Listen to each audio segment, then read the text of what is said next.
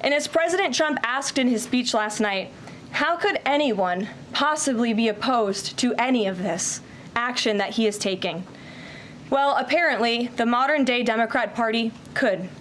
The behavior of Democrats last night was completely disgraceful and demonstrated how severely out of touch they are with the American public. It was the most shameful moment in the history of presidential addresses in that beautiful chamber. In what was supposed to be a unifying moment for our country, Democrat members of Congress instead screamed at the President of the United States, who was just overwhelmingly reelected by their constituents, walked out of the chamber, and worst of all, they disrespected the American people. Democrats didn't stand to keep men out of women's sports.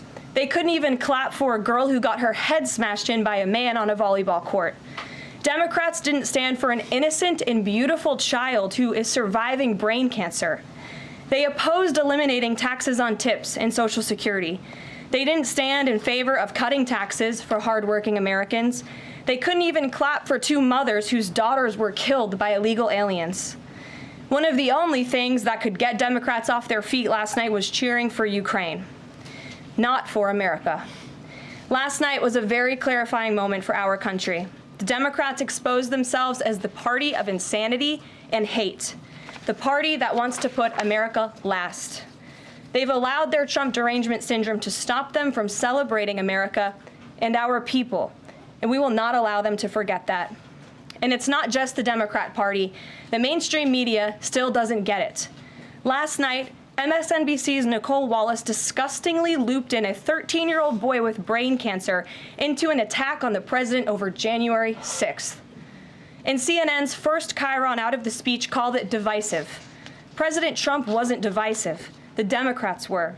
And CNN was proven wrong by their own viewers, 69% of whom, in a post-speech poll, said they had a positive reaction to the president's speech. It's sad and frankly pathetic that Democrats and liberals in the legacy media continue to allow their hatred for the president to override their love for our country. But nevertheless, the president will continue to unify this nation through policies that are grounded in common sense and that uplift all Americans. We have an individual in our new media seat today, Mary Margaret Olohan, who is the Daily Wire's first ever White House correspondent. Congratulations, Mary Margaret. The Daily Wire was founded 10 years ago by Ben Shapiro. The Daily Wire now has over 1 million paid subscribers, a monthly network reach of 138 million, and has evolved into a leading conservative multimedia giant. They are now the 5th largest podcast network in the world and home to some of the top-ranked shows.